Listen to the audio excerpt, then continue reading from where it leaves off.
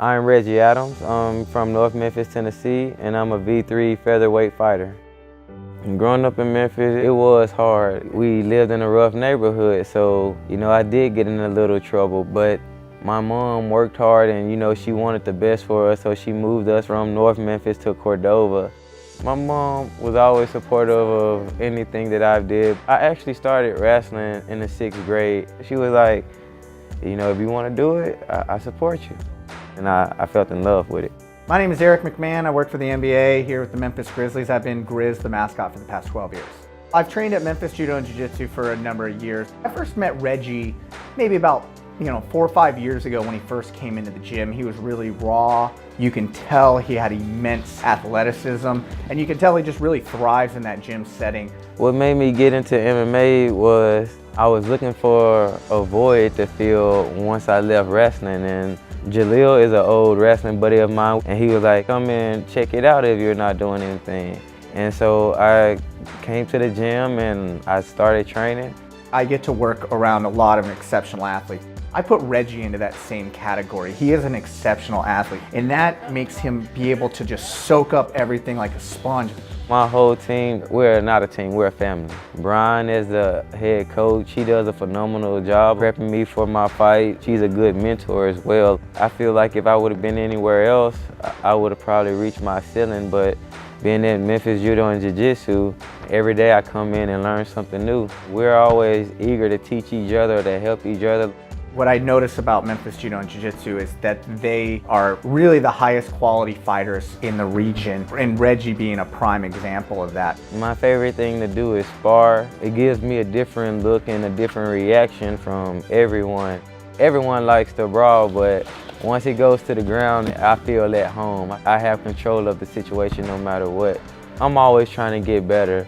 I focus on what I need to work on, what my coaches tell me that they see, my stand-up, trying to get my hands to where my ground game is. I work at the FedEx Forum and I love it. I set up for basketball games, I set up for concerts. The Memphis Grizzlies, they're a great bunch of guys. They appreciate what we do for them. I get to be around a lot of big name stars, and it keeps me hungry. Like, you can be on the biggest platform in your sport just like these athletes are in there. And so when I see them out there grinding, it's motivational. It keeps me hungry and it gives me that drive to pursue my dream. Last year I set up for Bellator. Once we got done, I just soaked everything in and looked around, and I looked up and I said to myself, one day I would be on the biggest platform and I would be a name that the world will remember. He will be a household name at some point here in his MMA future. You do not want to miss getting on this kid's bandwagon. Even when I think I've reached my limit, I just remember what's my why.